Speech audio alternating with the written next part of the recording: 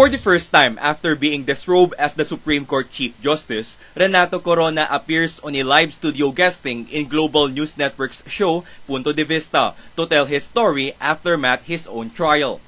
That Renato C. Corona be, and is hereby convicted of the charge against him in Article Roman numeral 2 of the Articles of Impeachment, so ordered.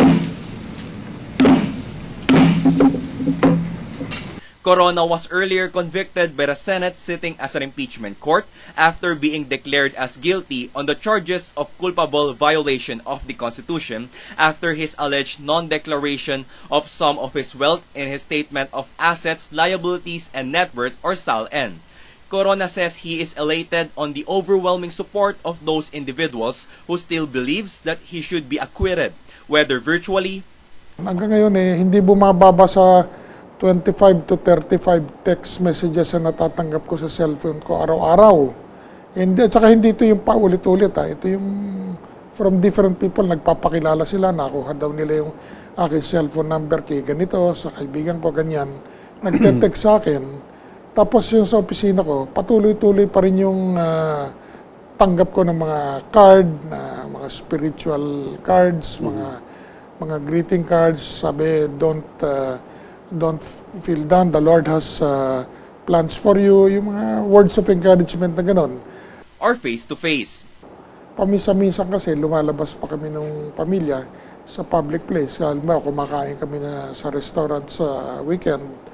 Yung mga tao patuloy pa rin lumalapit, gustong magpakuha ng retrato, wag ko kayong malungkot, nandito kami sa tabi ninyo, nandito kami sa likod ninyo. Natutuwa kami sa ganun At kami nagpapasalamat sa taong bayan doon sa ganyong reaction nila. He even says he is not discussing anything about the impeachment trial with his family members amid the trial by publicity they have been experiencing for the past 6 months. Frankly po, hindi po namin pinag-uusapan yung impeachment. Despite all of the damages that was inflicted on them, Corona surprisingly adds he has no grudges against President Benigno Aquino III. Sa kauna-unahang pagkakataon, gusto kong sabihin kay Pangulong Aquino, Ginoong Pangulo, hindi po ako galit sa inyo. Kahit na kung ano man yung nangyari, tapos na po yun Hindi po ako nagagalit sa inyo. At I hold no rancor or bitterness towards you.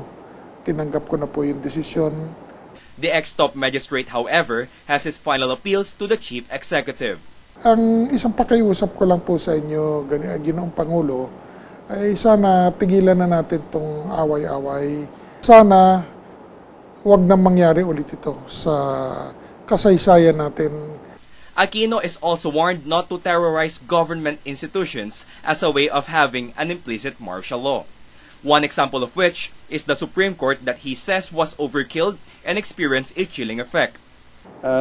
May balita po kami na bago kayo natanggal, nagkaroon ng internal survey doon sa inyong husgado at tila 8 maestrado ang sang-ayon doon sa petisyon at 7 lamang ang gustong aprobahan yung pagbili ng COMELEC. Pero nung kayo nawala na, naging 11-3. Ang tingin ng iba na tagapagbasid ay ito isa na sa mga tinatawag ninyong chilling effects doon sa husgado. Meron ba kayong masasabi diyan? Well, gaya na nga po nung nasabi ko kanina, siguro hindi naman fair na ako ang magsalita para doon sa aking mga dating kasama. Dahil sila lang ang makakapagsabi nun kung may chilling effect sa kanila. Pero yun na nga, ang obserbasyon ng ilan, ang iba, ay baka nga sakaling meron ng ganun. Corona assures the public that he will still be there to assist if the need arises. On the issue of appointing the next Chief Justice, Corona prefers that it should come from the present Supreme Court justices, whether an appointee of former President Gloria Macapagal Arroyo or even by Aquino. Corona, however, refuses to tell of who among the present justices he prefers the best. Siguro any of the incumbent justices would be all right. Even those Aquino appointed? Yes. Basta incumbent. Kung manggagaling ka sa labas at pagpasok mo dyan, ngayon ka palang mag-aaral ng trabaho dyan, kawawa naman yung court. Siguro dapat pumili from among the justices who are already there. For GNN, Rex Remitio, News Force.